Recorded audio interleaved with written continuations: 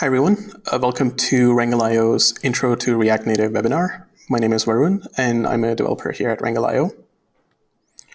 So just a quick overview of things that we're going to be talking about today. I'm going to start off by briefly explaining what React Native is. We'll go into debugging a React Native application, and then primarily I want to focus on the different features and APIs that React Native provides you by stepping through a demo application. So if you've ever built a mobile application using JavaScript, you're probably familiar with the term hybrid apps. And hybrid applications are essentially just a web application built using JavaScript, CSS, and HTML, but it's packaged as a native application through a shell. The shell is usually generated using things like Cordova or Ionic or PhoneGap.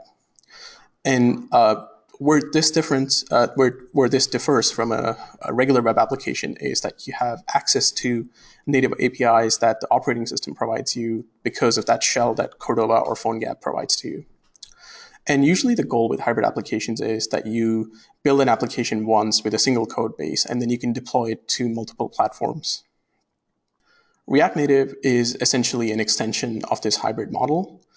And what that means is you're still going to build out your application using JavaScript, and more specifically, you're going to build out your application using React.js, the client-side library. However, instead of rendering it out as HTML, you actually get to render it out as native UI components. So what that means is you get to use the UI components that Apple ships with iOS or Google ships with Android. And along with this ability to use the UI components, what React Native has done is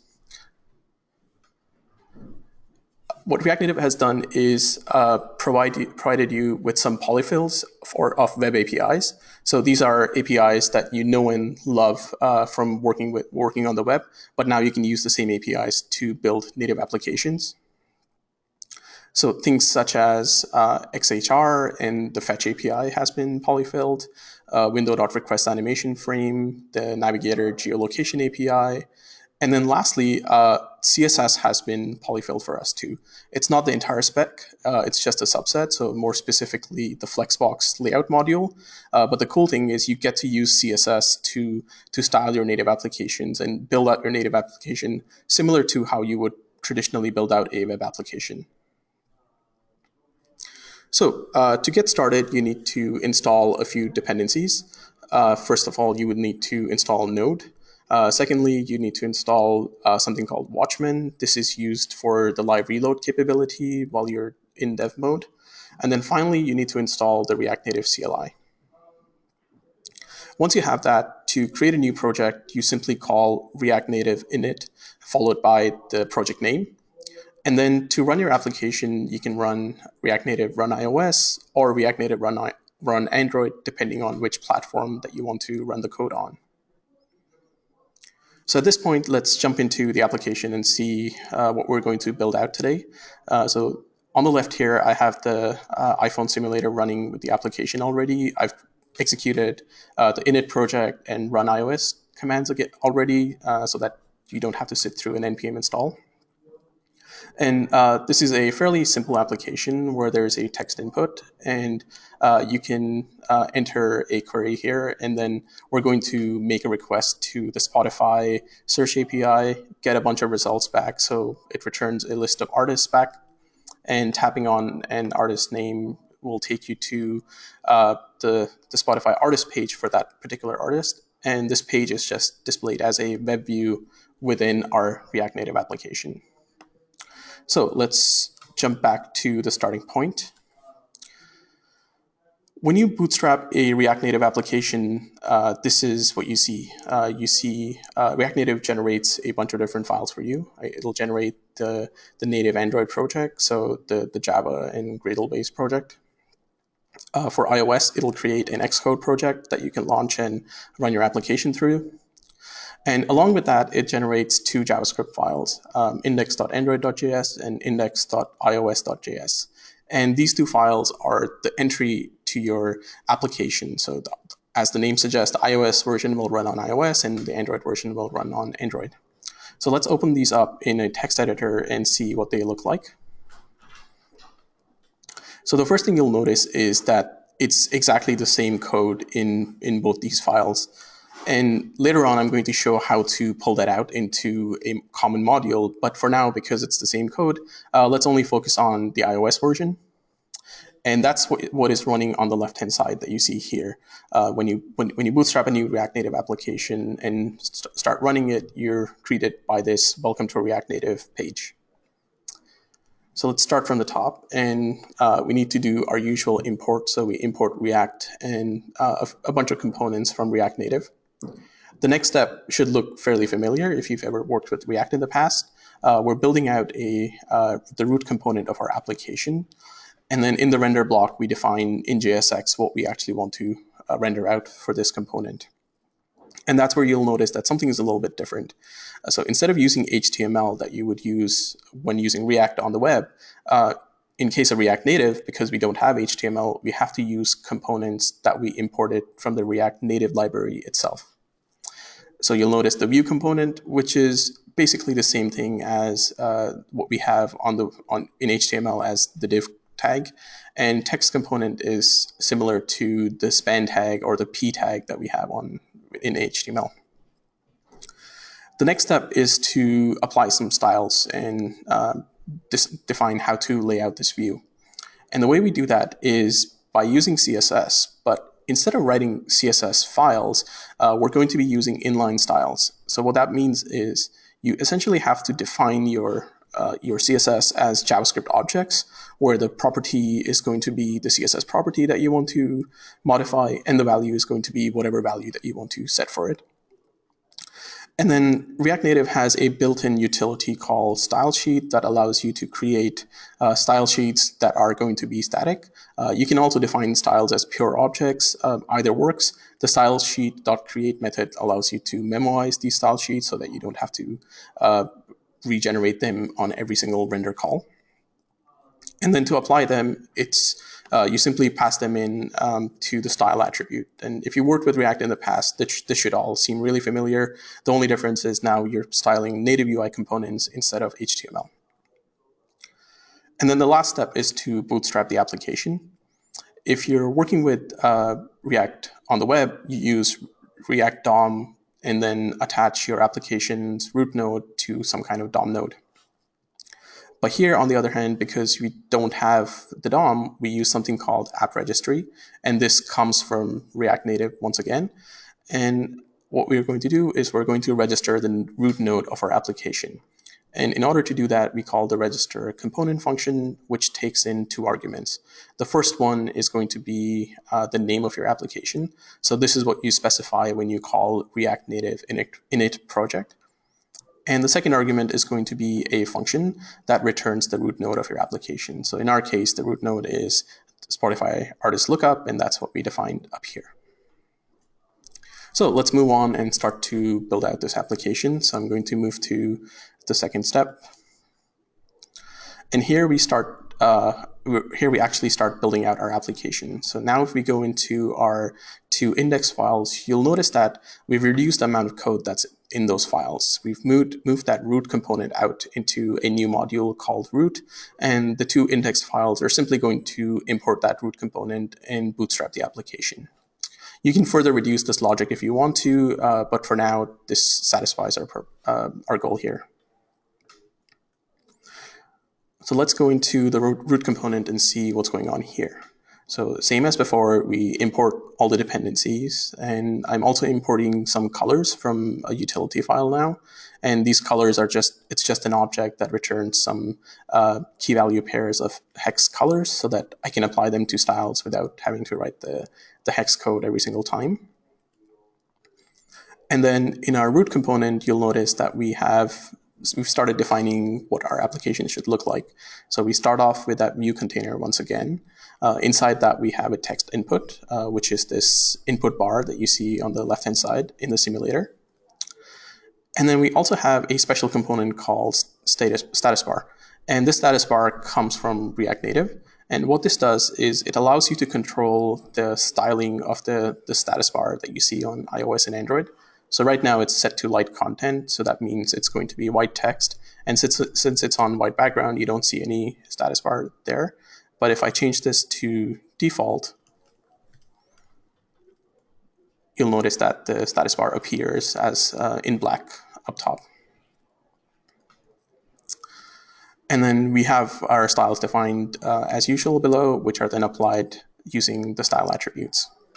So before going forward, I just want to take a moment and talk about debugging React Native applications. So we're running JavaScript on a native device, but React Native has taken, the creators of React Native have taken good care when it comes to debugging these applications. So you can bring up a debug menu on your device by executing the shake gesture, which is Command-Control-Z on iOS, and on Android you can do Command-M or Control-M, and that brings up this menu. And this allows us to enable and disable several options. For example, live reload, showing the component inspector, but most importantly, it lets us debug in Chrome. So if I click on this button to enable debugging in Chrome, what happens is a new tab opens up in my Chrome browser, and this tab is going to now execute all the JavaScript for my application. So instead of executing the JavaScript inside the device, it's now being passed into this instance. And what that allows us to do is debug our application just as if this was a normal web application. So I can come into my code and put in a debugger statement, and that's going to pause execution at that point. I can also put in a console.log statement, and that log is going to be available in the console. And then there are a couple of cool features that we usually don't have built into the web. So if I use console.warn statements, not only do I see the log in my web console, but I also see this yellow box pop up on the device itself. And this is a library that comes packaged with React. You might have seen this on the web too. And this shows us all the warning statements that were brought up during the execution of this application. And you can expand it and go through the list. And then finally, you can use the console.error statement, and this is going to bring up the red box, which you've probably seen if you've worked with React. And this shows you whatever error message that you started off with, and then the stack trace for that point. So really, by enabling debugging in Chrome, we can debug our application just the way we do it when we build out web applications, which is pretty cool. So remember when this application started, we ended up with two files, index.android.js and index.ios.js.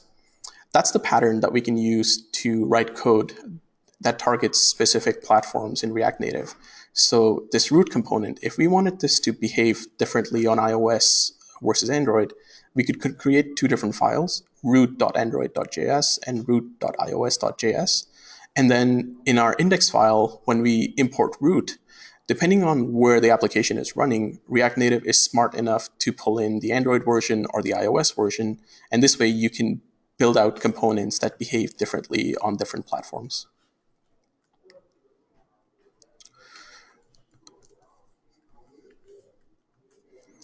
So let's move on to the next step and start breaking down the application a bit more now. So the first thing that I've done is in the root component, I've moved out the entire view logic into a separate component called main now. And the reason for that is this root component is going to become our navigation container, our router component essentially. So once we introduce navigation, this component will decide what needs to be rendered depending on the state of the application. But for now, it's just a empty container that's rendering out our main view. And this main view consists of the search bar that you see up top, and then some list of results. So let's go into the main component and see what's going on there. So our main component is going to be a stateful component, and I'll get to why it needs to be a stateful component in a second. But first, let's look at the render block. And the render block looks similar to what we had before. We have the view container, the status bar component, and the text input. And then we've introduced a new component called list view. And this is a built-in component in React Native which is extremely powerful. It lets us render large lists of data as components in a really performant way. So you can throw thousands of nodes of data at it, and it's going to render it out in a way so that the user can still scroll through all of them really smoothly. This is generally a really hard thing to do when it comes to building hybrid applications, but with React Native, because we're using the list view component that's backed by a native list component, we get that performance out of the box. So in order to use this list view component, we need to pass in some data source to it. And that's the first property that you see here. So for now, we're not hooked up to the API. So I'm just passing in some hard-coded data. However, this data needs to be of a special type. It cannot just be a simple JavaScript array. So let's go up to the constructor method of our main component, and that's where we're defining what this data source looks like. So we start off by creating a new data source, which is going to be a new list view data source. So list view itself has the required data source property defined on it, and we can use it to generate a new instance. And this data source is kind of special. Instead of just taking in an array and returning it to you as a JavaScript array, you can pass in several configuration options to it. And the only required one is a function called row has changed. And this is the function that the list view is going to use internally to see whether a particular item in its list has changed to a new value. And if it did, then it's going to re-render that particular item only. So for now, I'm using a simple comparison function where we're doing a reference comparison. So if an item has a new reference, that row is going to be re-rendered. And then we're defining some hard-coded data here. So this data is just an array of strings. And then to update the value for data source, we simply call data source.clone_with_rows, pass in the JavaScript array that we want to update the value with. And then lastly, I'm attaching this data source to the state of this component as the property artist. And the reason I'm doing this is so that I can then go ahead and grab it later in the render block of this component and pass it down into the list view data source. So the last thing that you need to do to render out a list view is pass in a property called render row, which is going to be a function that returns what kind of component needs to be rendered out for each row. And this function is defined as a method of the main component class and defined up here. And this render row function, when it's being executed by the list view, it gets passed in a few different arguments. So the first one being the text value or the actual data value of the row. The second one is section ID, and the third one is row ID. And I'm simply returning a text component out of this function for now, which renders the row ID followed by whatever value of the string is. And you'll notice that we get passed in a section ID, which brings up another point where for this list view, not only can we use a single one-dimensional piece of data, we can actually specify two-dimensional lists. So you can have groups where each group has some data within it. So if you've ever looked at the contact list on iOS where contacts are grouped by the first letter in the name, that's exactly what we can do. We can do here, but for now we're building out a simple list, so it's just a one-dimensional list of data.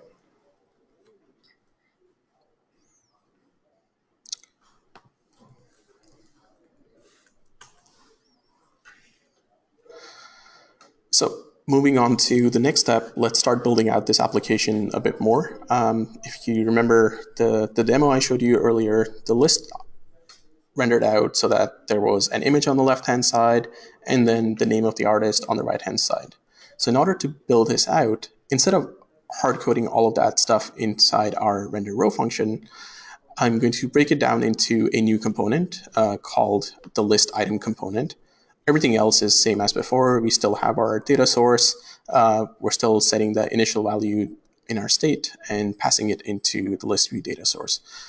The only difference is now the render row function simply returns a new component called list item instead of composing that component inline here. And this list item expects a few different properties to be passed in. The first one is index. The second one is text, which is what is going to be rendered on the right-hand side. And then the third one is any image that is an image URL that you can pass in to render on the left-hand side. So let's go and see what that list item looks like. And in this case, the list item is going to be a stateless component because this component does not require any internal state, and also it does not require any hooks into the lifecycle methods, so we can simply define it as a stateless component. And in this list view, we're returning a view which wraps the image on the left-hand side and the text component on the right-hand side. And image is, again, a component that we pull in from React Native. So this component is set up with a little bit of logic. So we're passing in the text property and the image URL property. However, this component checks to see if an image URL has been passed in. And if nothing has been passed in, it's going to fall back and use a placeholder image. So you'll also notice that this image component, instead of using the src property, uses a source property. And there's good reason behind that. So on the web, when you use the image tag, you simply supply an image, a source URL. However, in case of React Native, you can actually pass in a few other properties and set the initial width and the height of the image. So in our case, when we don't have any image URL passed in, we're using this placeholder image that we load up from the local file system using the require method. So under the hood, React Native uses Webpack. So it's simply going to load up this image from our file system and return the base 64 value, which we can then pass into our image source. And this require method is fairly smart. So if you had multiple versions of this placeholder image, so if there was a placeholder.jpg, a placeholder at 2x, at 3x, at 4x, and so on, React Native is smart enough to figure out what is the pixel density of the device that it's currently running on and load up the appropriate image. So you don't have to worry about managing assets if you're using bitmaps. On the other hand, if we had an image URL passed in, the way you set an image with a URL is by composing an object where a property type is URI and the value is whatever image URL that you want to load up. And that's going to be passed into source once again. And the end result of that is we get this list that you see running in the simulator, which renders out a media object where you have image and a text node. And lastly, you'll notice that this view has been wrapped in a component called touchable opacity. And the reason we need to do this is so that we can attach some kind of touch events onto this list item. So on the web, if you wanted to attach, let's say, a click function to a DOM node, you would simply say onClick and then attach some kind of method to it. In React Native, you don't have that ability because we're simply working with touch events. So in order to attach a touch event to any DOM node, you actually have to wrap whatever component that you want to attach the touch event to in a touchable component. And there are multiple touchable components available to us. So things like touchable opacity, which, as the name suggests, reduces the opacity of the component when it's tapped, as you can see in the simulator here. There's also touchable highlight, touchable native feedback, and touchable no feedback. And in order to attach a onPress event, we simply specify a property called onPress and are going to pass in the action that we want to fire there. But for now, we're simply wrapping it in this touchable component, and in a little while, when we come in and attach the method, that's when we're going to use the onPress attribute.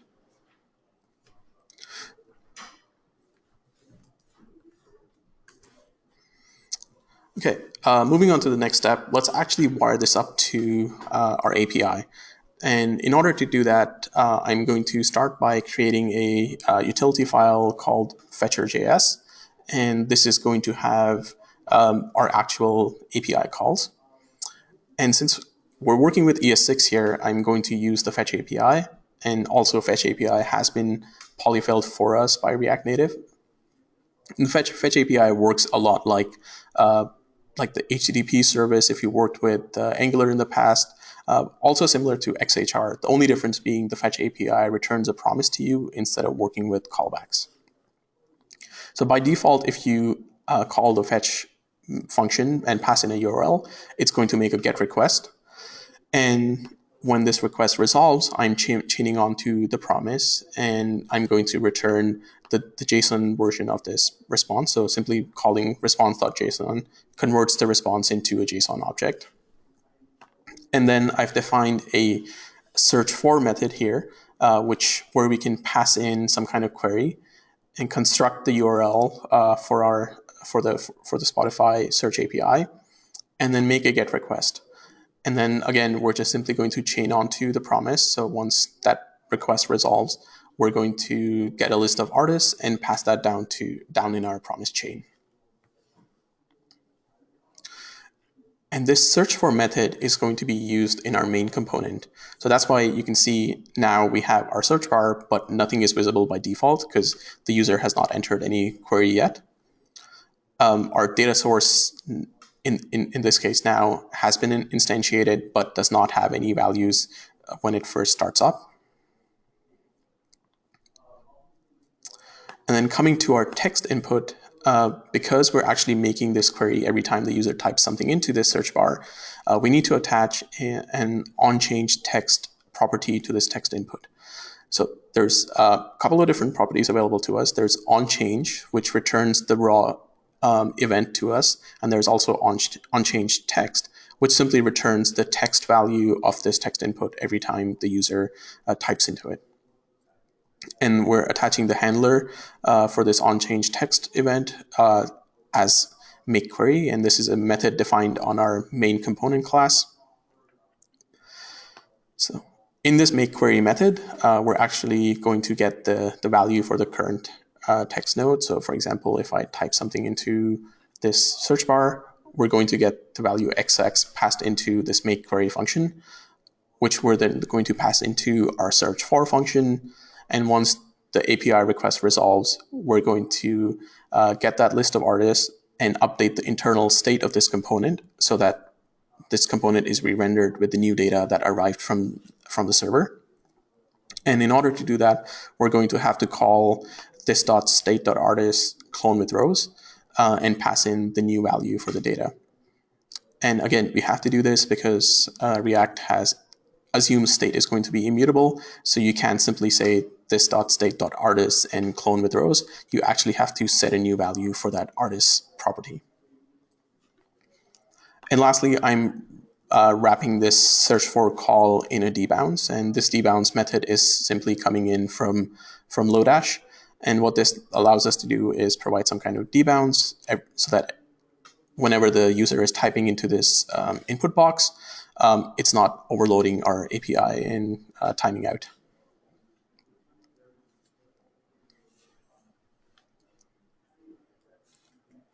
So the end result of this is going to be every time the user types something into the search bar, the onChange text event is fired, which passes in the query to our makeQuery method, which makes a request to our API. And when the request is resolved, the state is updated and the list is re-rendered. And we can see that in action one more time. And this keeps on firing as the user types.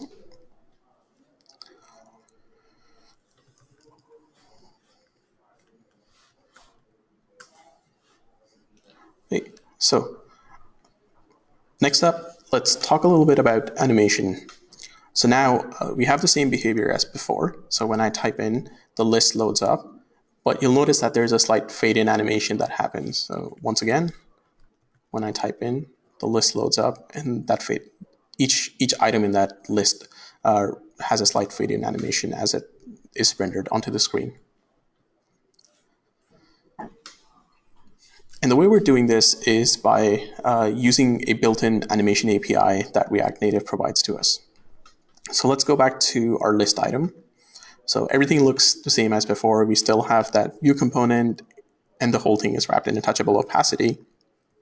But now the view component is also wrapped in a component called fade-in view. This isn't a built-in component into React Native. This is something that I made myself that allows us to construct the animation for that fade-in effect. So let's go into that fade-in view and see what's going on here. So once again, we create a React component. In this case, it's going to be a stateful component, so it's using the class syntax. Now, in the constructor for this component, we're going to start off by attaching a property to the state of this component called fade-in animation. And this fade-in animation is going to be a new animated value. So this animated component, or the animated class, comes in from React Native and is essentially the entire animation API that React Native provides to you. And for now, we're simply doing a simple animation where we're going to animate a value from 0 to 1, which gives you this fade-in effect. And then in our render block, we're going to use a component called animated.view. So the animated class that we imported has a bunch of different components that we can use for animation. So we can do animated view, animated text, animated scroll view, and so on. You can even build your own custom animation view. But for now, we're just focusing on the animated view. And the way this works is you attach a style attribute to this animated view, and you can set the values that you want to set. So in our case, we want to animate the opacity. So we attach the opacity to the animated value that we created. So this animated value called fade-in animation that we defined up top is going to be set as the value for opacity. And what this is going to do is when the animation starts, this component is going to be re-rendered multiple times, and each time the value for fade-in animation changes, opacity is going to be set, and that gives you that fade-in effect. And then finally, to start this animation, I'm hooking onto the component didMount lifecycle hook, which will start a new timer. So the timer is available to us as animated.timing. And to start this timer, we pass in the value that we actually want to animate, and then the final value the final value for this particular animated value. So we want to animate that value from 0 to 1. So to value is set to 1. We're going to execute this between over 500 milliseconds. And then lastly, we're going to set a delay onto this timer. And this delay is going to be passed into this component as a property. And the end result of that is when the user enters a search query and the results come back, the list, instead of just rendering onto the screen instantly, fades in with this delayed effect. And that delay is being passed in when we construct our list item. So here in our list item, you'll notice that fade-in view has a delay passed into it, and the delay is simply derived from the index of the item and multiplying the index by 25 to get 25 milliseconds. So let's say, for example, instead of animating the opacity, we wanted to animate these items from left to right. So in that case, I'm going to set the initial value for this animated value to be, let's say, minus 64. The final value is going to be 0. And then instead of animating opacity, I'm going to change this to margin left. And now when the user searches for something, we get that nice wave effect where items move in from the left. And because we have a delay attached to it, we get that staggered effect. If I was to take away the delay and rerun it, you see that there's still a slight delay, and that's just because of the delay associated with rendering each component one by one. But if you have a small number of items, that delay will go away. So if you want to maintain that staggered effect, you need to keep you need to set the delay value in the configuration for the timer.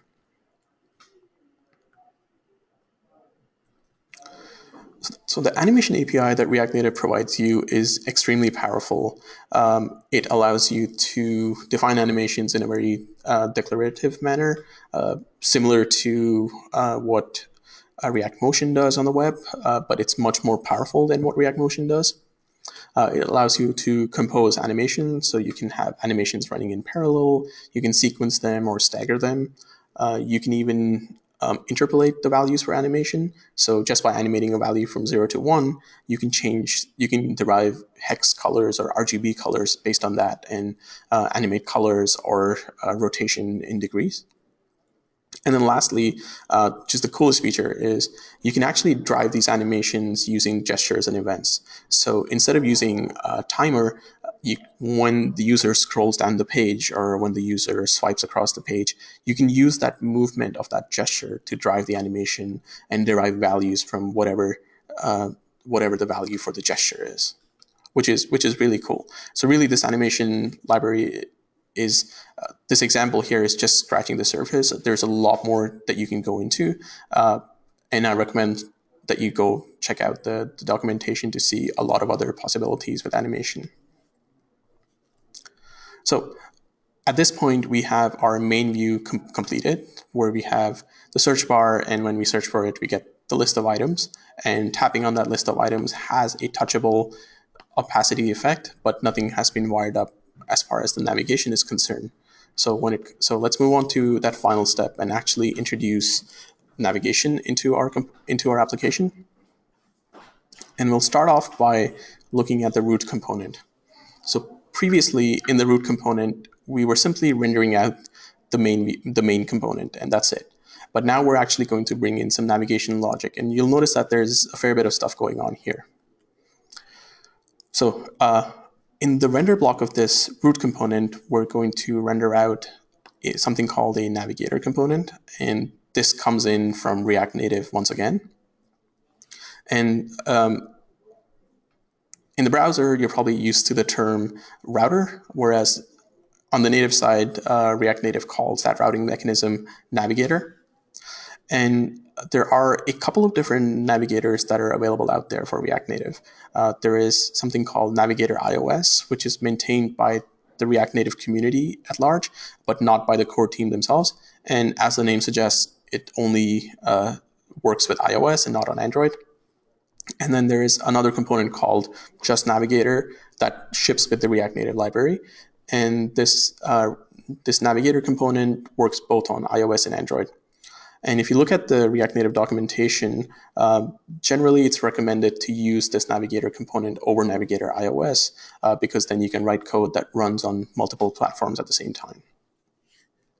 So in order to use this Navigator component, you start by just simply rendering the Navigator component. And then this component expects a few different properties to be passed into it. The first one is going to be initial route.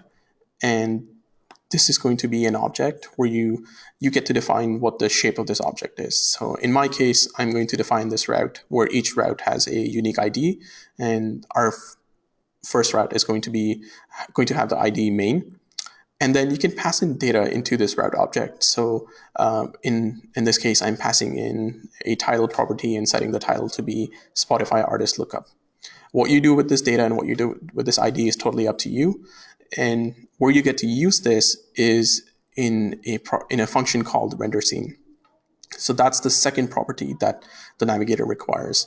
And render scene is a function which gets the current state of the navigator passed into it, and based on that current state, you define logic as to what component needs to be rendered onto the screen.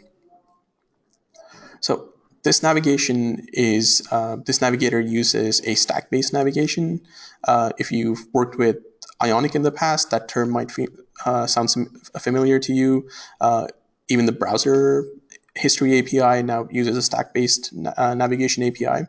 And really what that means is the navigator essentially maintains an array with a stack of states that the user has navigated to, and then you can push a new state into this array to go to a new route or a new state of the application, and pop to go back to the previous state.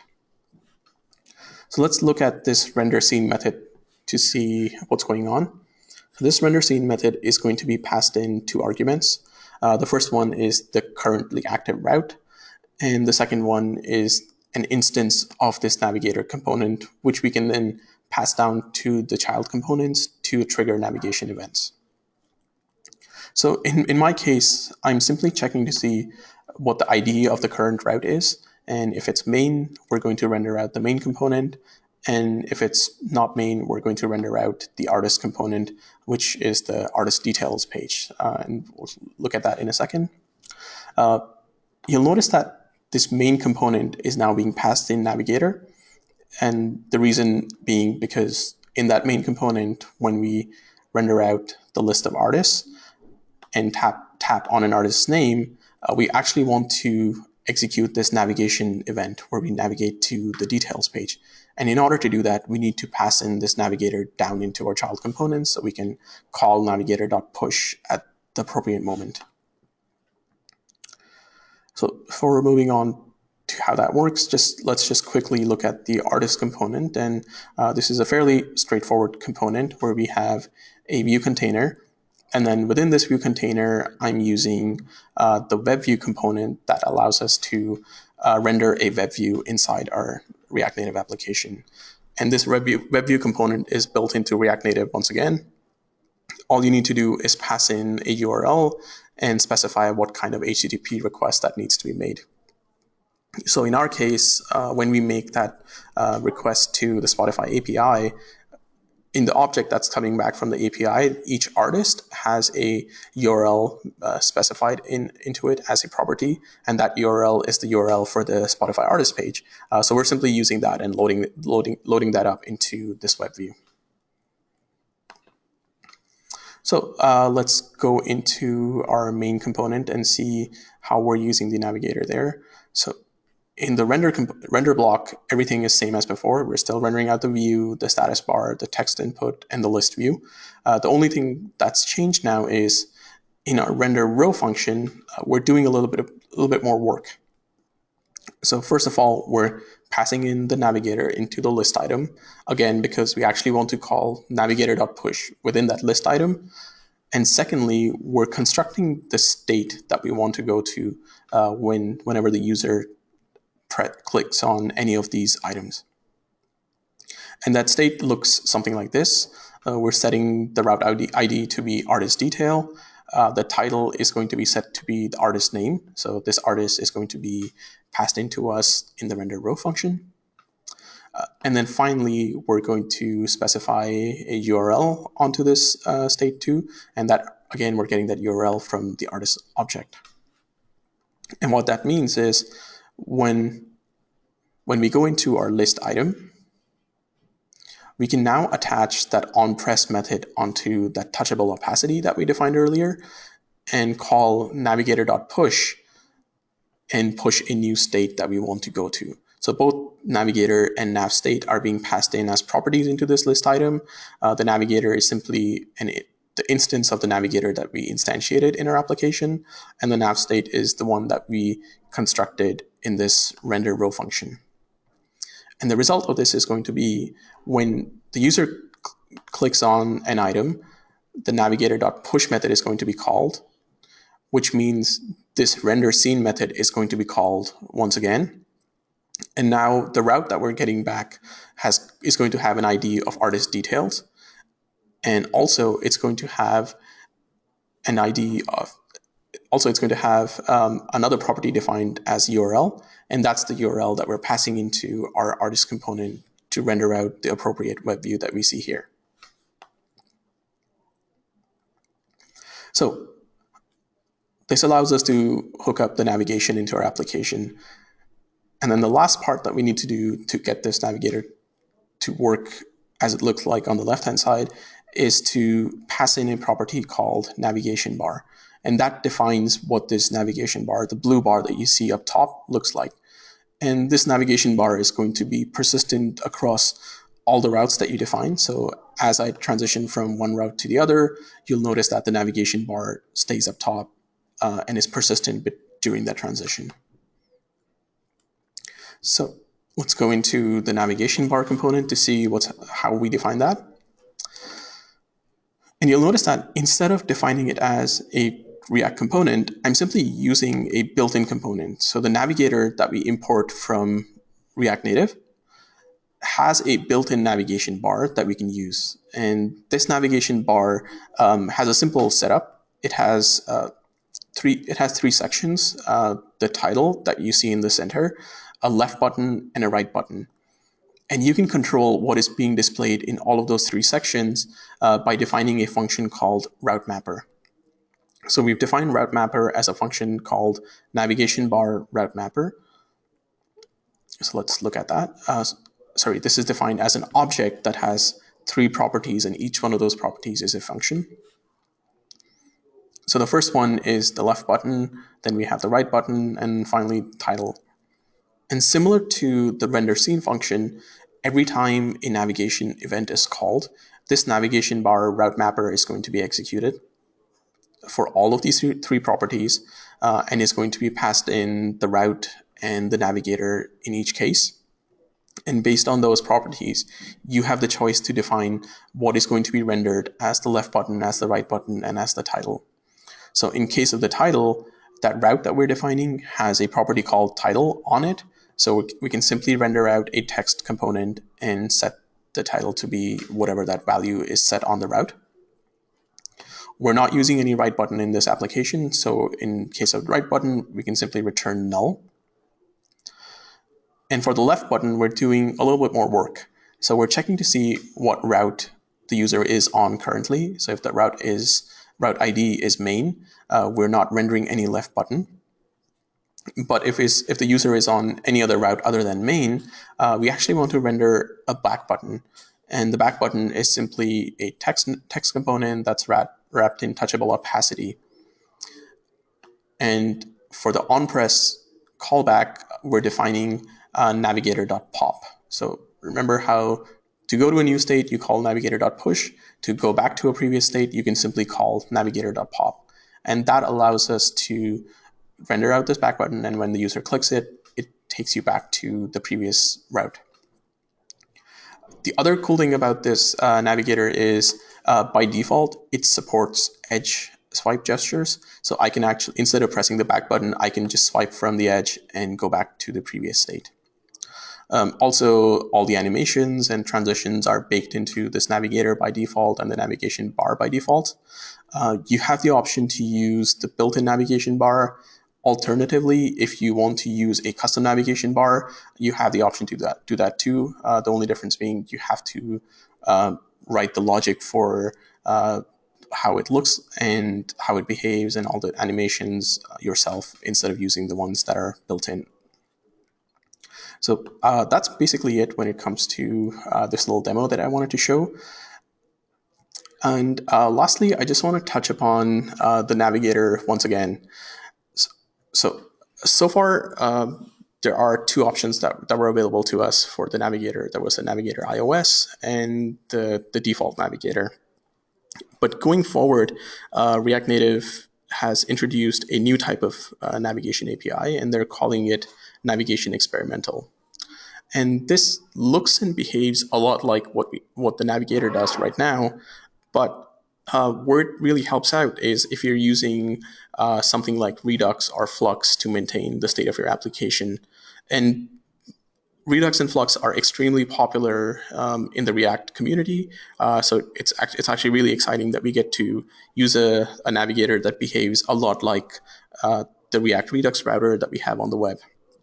So the advantage of using the navigation experimental is instead of having to get that instance of navigator and pass it down and pass it on to all your child components and then call navigator.push and navigator.pop manually, you can simply load up a reducer from the navigation experimental component and attach that reducer to your Redux store, and then simply fire off Redux actions as you would for any other part of your application, and update the state of your application as far as navigation is concerned now.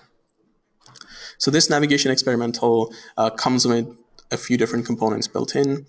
There is a navigation card component, which provides a scene container, a navigation header component, which allows you to build out a navigation bar that looks a lot like the navigation bar for the default navigator.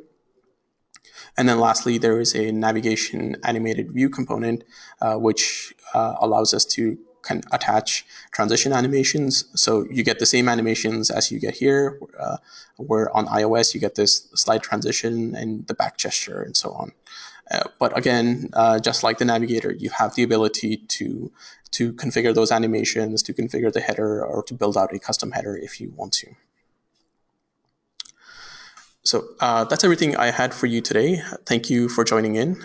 The application code is available on GitHub at github.com/winker/Spotify artist lookup. If you have any questions, you can reach out to me on Twitter at winker/Bex. But it looks like we have some time here, so I'm going to open it up for questions for the next 5-10 minutes. So the first question is, do the views and components auto-scale with screen size? So that depends on how you set up your layout. If you're using a Flexbox-based layout, most of those views will auto-scale. However, you do have the ability to absolutely position views and components. If you're absolutely positioning them, then it's up to you to scale them up when the screen resizes. So the second question is, in the list item, I had the text defined before the image, but the image appears before the text. And the reason for that is it's just simply the Flexbox layout. You can control the order of the items. So in my case, I was simply moving the text node with a flex value set to auto, so it scales up and the image is pushed to the left. Touchable opacity is just a component built into React Native that allows you to attach touch events to any other component, and it allows you to provide some kind of feedback to the user. So when you tap on the item, it reduces the opacity of the item. And the follow-up question is, why is it needed? The reason for that is not every component built into React Native accepts touch events. So, for example, the text element will accept a touch event, but maybe some other components might not. So in that case, you have to wrap it in touchable opacity. Also, you need to most certainly provide some kind of feedback to the user, and this is specified in both the guidelines for iOS and Android. So touchable opacity helps with that, where you can provide some kind of feedback that the user is tapping on a component. There's another question regarding styling of the component, whether we can do things like rounded corners and background images. You most certainly can do rounded corners. Background images, I'm not sure about that. I'll have to check into. You'll have to look into the documentation to check with that. The next question is, what is the advantage of using stateless components? Really, that just depends on what you're doing in a component. If you don't actually have internal state and you don't actually need any lifecycle hooks, stateless component just reduces the boilerplate that you have to write to build out a component. But as far as performance is concerned, stateless component and stateful components behave quite similarly. So it's a question asking, what other developer frameworks are comparable to React Native? NativeScript, the version that works with Angular 2 is very comparable to React Native. If you prefer the Angular 2 syntax, you can use NativeScript Angular, and and the end result is the developer experience is very similar to React Native. And in fact, there is a version of NativeScript that actually renders out to React Native. It's fairly unstable, but you can look it up, and if you like the Angular syntax but want to use the React Native library instead of NativeScript. I'm sorry, there's an Angular 2 version that works with React Native, not NativeScript. So if you do like the Angular syntax, you can use Angular to render out to React Native too. There is a question about whether the Navigator experimental is safe to use at this point. So the API was built out by someone who's not on the React Native core team, but that code base has been rolled into React Native itself. And going forward, seems like Navigator experimental is going to be the way to go. So at this point, I would say it's definitely worth looking into. The GitHub issues definitely has examples where people have been using the Navigator experimental in production, and it seems to be fairly stable. But that said, as the name suggests, it is experimental, so do proceed with caution. So there's a follow-up question about integrating Angular with React Native. So like I said, there is an open source project where someone has used Angular 2 and using Angular 2 to render to React Native. It's fairly unstable, and we can quickly see if we can find it or not.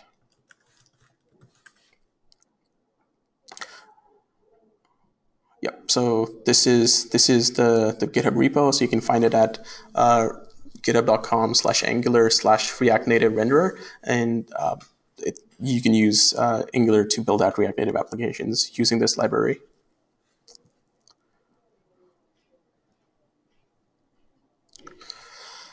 There's a question about whether there are any limitations to what type of native debugging that can be done in the Chrome Web Console. As far as JavaScript is concerned, you get to do all kind of debugging that you normally do on the web. The only part that's missing is you don't get the React DevTools component tree. So if I was to go in here and try to go to you'll notice that the React tab even doesn't show up. So on the web, when you go to a React page, you get the React Native DevTools, and you can see a component tree. That's one part that's missing when it comes to Chrome debugging.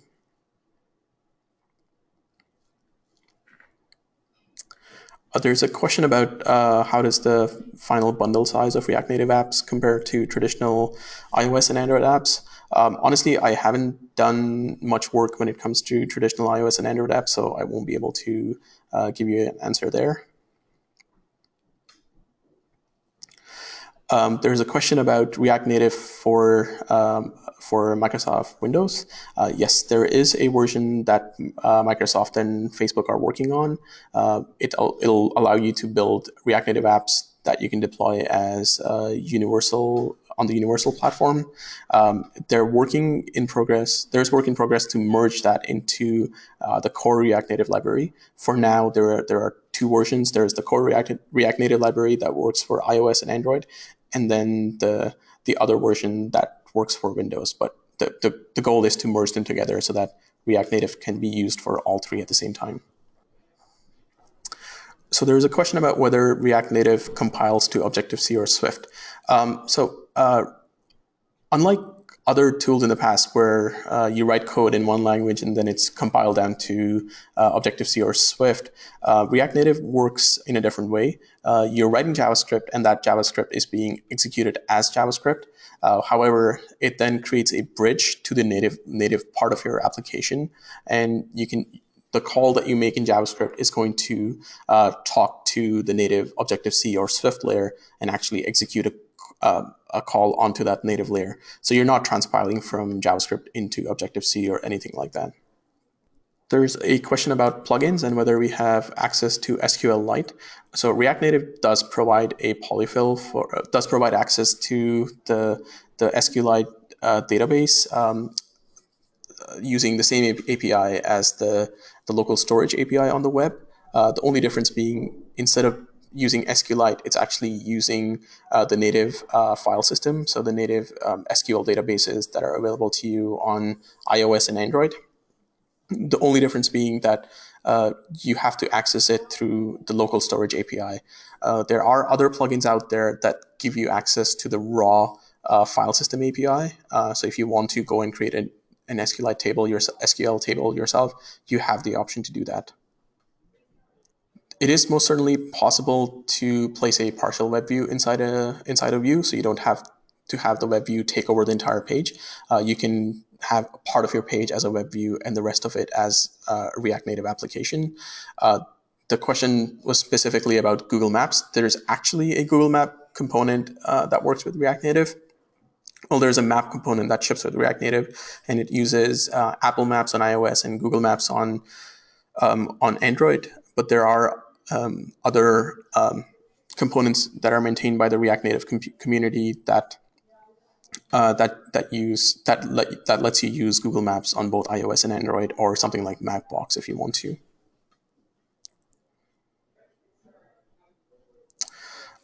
There is a question about whether the webview assumes that the web page will render properly on the mobile device, or does it do any scaling itself? It behaves just like the same behavior you get on Safari when it comes to iOS, or Chrome on Android. The web page does not assume anything about the page the web view does not assume anything about the page that it's rendering. If the page has appropriate CSS breakpoints, you're going to get the web view.